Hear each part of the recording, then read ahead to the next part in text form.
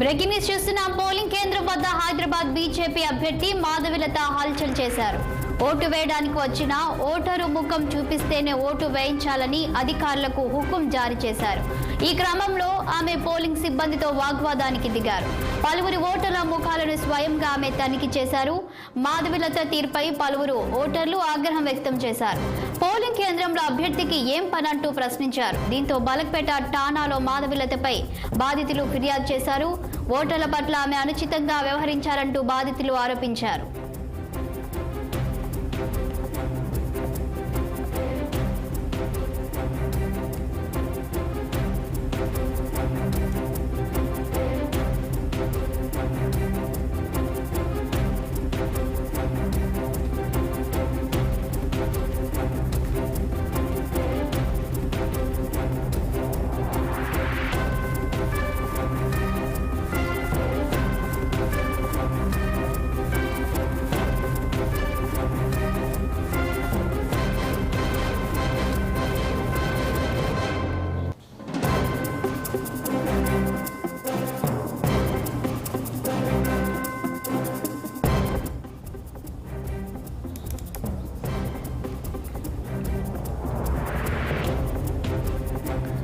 Polling కేంద్రం వద్ద Hyderabad BJP అభ్యర్థి మాధవిలత హల్చల్ చేశారు.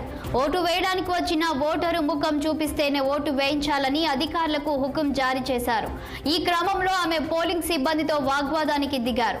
పలువురి ఓటర్ల ముఖాలను స్వయంగా ఆమె తనిఖీ చేశారు. మాధవిలత తీరుపై పలువురు ఓటర్లు ఆగ్రహం వ్యక్తం చేశారు. పోలింగ్ కేంద్రంలో అభ్యర్థికి ఏం పనంటూ ప్రశ్నించారు. దీంతో మలక్పేట ఠాణాలో మాధవిలతపై బాధితులు ఫిర్యాదు చేశారు. ఓటర్ల పట్ల ఆమె అనుచితంగా వ్యవహరించారంటూ బాధితులు ఆరోపించారు.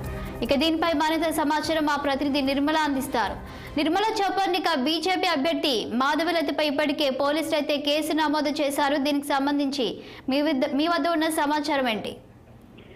ఓల్డ్ సిటీలో మాధవిలత తన ఓటును వినియోగించుకోవడానికి వెళ్ళినప్పుడు కూడా ఇక్కడ అయితే ఓటర్లను మొత్తం కూడా అందులో ముస్లిం ఓటర్లను తమ మొహం మీద ఉన్న ఆ మాస్క్ తీసి తొలగించి చూపించాల్సిందిగా తను కోరారు. అంతేకాదు తను స్వయంగా కూడా ముస్లిం సోదరి మనల ఆ ముసుగును తొలగించడం అనేది కూడా ముస్లింలే కాదు హిందువులు కూడా మొత్తము రాష్ట్రంలోనే కూడా ఈ వీడియో చూసిన ప్రతి నెటిజన్ కూడా తనపై నెగిటివ్ కామెంట్లు కూడా చేస్తున్నారు. ఎందుకంటే ఒక ఎంపీ అభ్యర్థి అయ్యుండి తను ఓటు హక్కును వినియోగించుకోవడానికి కేవలం మాత్రమే ఆ ఓటు హక్కు కోసం మాత్రమే ఓటును వినియోగించుకొని బయటికి రావాల్సిన వ్యక్తి తను ఆ పోలింగ్ లో ఎందుకు తనిఖీలు చేపడుతున్నారు?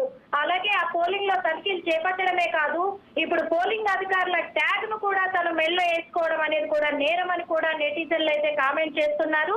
అంతేకాదు ముస్లిం సోదరి మనులనే కాదు హిందువులను కూడా తను ప్రతి కార్డును చెక్ చేయడం అనేది తన హక్కు కాదు, తనకు లేని ఆ బాధ్యతను ఎవరిచ్చారు తనకు అనే నెటిజన్లు కూడా కామెంట్లు అయితే నెగిటివ్ కామెంట్లు అయితే చేస్తున్నారు.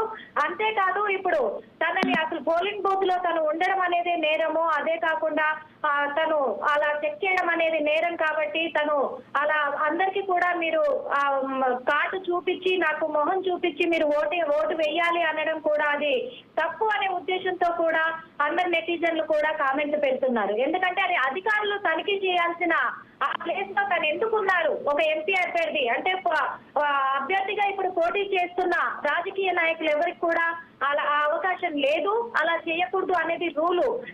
ఎలక్షన్ కోడ్ ఉల్లంఘించి కూడా తను ఎందుకు అలా చేస్తుంది అనేది కూడా ఇప్పుడు హాట్ టాపిక్ గా మారిందని కూడా చెప్పుకోవచ్చు.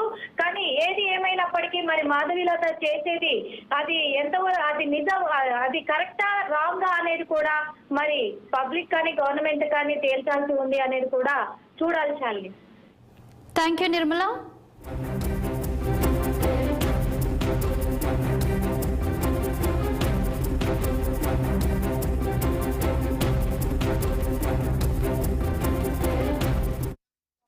ఏంటి వయసు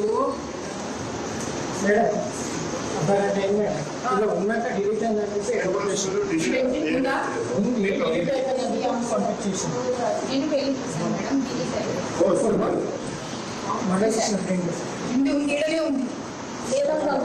చెప్తున్నాను మేడం.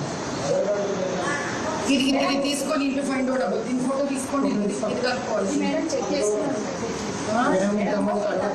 చెప్పి ఒక్క నిమిషం అమ్మా. ఎక్కడి నుంచి కదా గవర్నమెంట్ నుంచి కదా ముందు నేనే నమ్మబుద్ధి గుర్తుపెట్టుకోసం అమ్మా